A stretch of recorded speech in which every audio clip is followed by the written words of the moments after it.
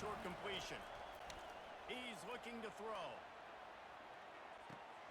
And he's got it in. Yeah, walk everybody up. Alerts on, baby. Alerts on. Touchdown, Ducks. Oh, it's an ad. I'm sorry. All right. Notice anything here, guys? It's zero high look, okay? So it's a zero high look, right? Zero high. Alerts on. He's the vertical go. QB has permission to throw it, right? Because we've got mesh going. So alerts on because it's a zero high. Zero high. Everybody's walked up. They're thinking stop the run, stop anything short. So because of that, Dylan Gabriel has permission to take the shot. Boom, he's going to catch. 1, 2, 3. Let it rip. Just float it out there. Stewart just runs by everybody. Caught. Touchdown. So I do want to expound a little bit further about taking the alert shot. When I went back and looked at this clip, I realized that I didn't expound as much as I thought I did. And this is something that is available with a lot of plays like mesh, but also stick, shallow cross, and others. And this is something that I learned while coaching at the junior college level in a pro style offense. So just so you understand as well, I'm going to be teaching how I do my mesh read, and it'll be different from others here on YouTube. But it works for me, and you may want to try it out. But if someone else has a different way of doing it, there's different ways to skin a cat, basically, when it comes to offense. So my way is not the complete right way, but it may be a way to help you out if you're looking for it.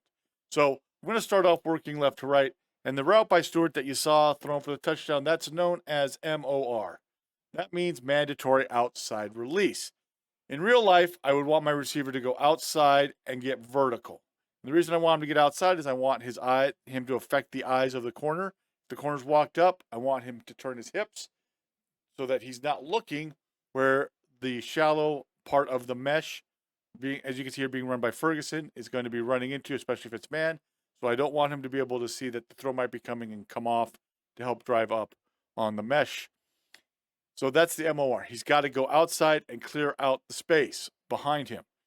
However, this is also known as the alert. And as you mentioned, I said the alert. We got zero high right here. And with it zeroing zero high, that means the alert is on. Quarterback should take the shot downfield because he's going to have it. Some have asked me when I've talked about this on stream before, what if the defense is in, for example, a cover 2 look like this? Do you still want the quarterback to throw, for example, this MOR right here in the window of cover 2? And my thought process is no, because then I don't want my quarterback sitting there. He's going to drop back, taking a look at that coverage, and then he's trying to then come back down to the mesh portion of this play. I'd rather just keep it as the alert that it is. And so that's why I was saying the quarterback has permission to take the deep ball shot, because everybody's walked up. It's a zero high look, so we're going to take the alert. Generally, how I read mesh for the routes is, one, I'm looking into space right here where Ferguson, as you're going to see, is running. He's the one who's going underneath. I'm going to look, one, if it's man coverage, we throw it to Ferguson. If he's got a player trailing him, catch, get upfield. Or if he sits and we've got the space and it's open, throw where he sits down in the zone. Then we're going to come 2 and then 3.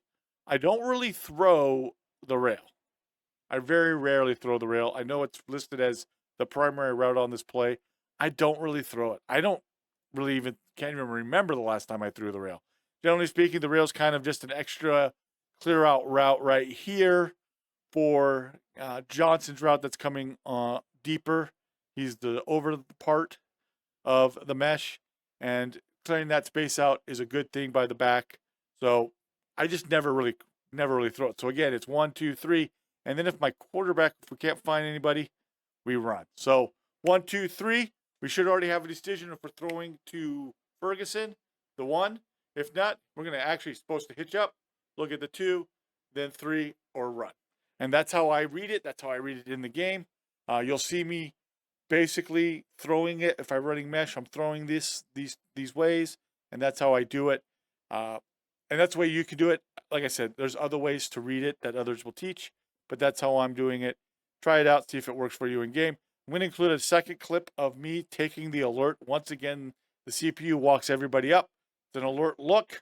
So we're going to throw the alert down the sideline, and it's going to be completed as well. So hopefully that gives you a little bit more information. This is a real life thing, by the way. I'm not just making this up. It's an actual thing. MOR, mandatory outside release, alert. We're taking the deep ball shot because everybody's walked up.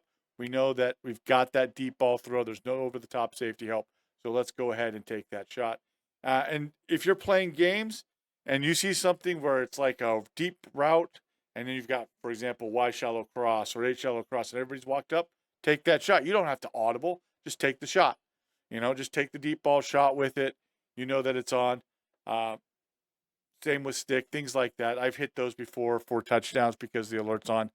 But hopefully I taught you a little bit more with real life football and how you can also apply it into college football 25. Hopefully you enjoyed this video. If you did, please make sure to leave a like. Make sure to subscribe. I appreciate all your support here on this channel. As we head into the football season, I will be doing more in real life football breakdowns, but I'll still be playing this game and trying to teach things with it for you guys to understand the concepts that are happening. We'll see you next time, though. Have a great rest of the day. I do want to recognize the members of this channel at the booster level and above for their support. If you wish to have your name in a video just like this, make sure to check out the join link in the description below. Here on the end screen, you can see that there's another recommended video. Make sure to click that and watch it. Also, make sure to subscribe so that you don't miss out on any future breakdown videos. I hope you have a great rest of the day.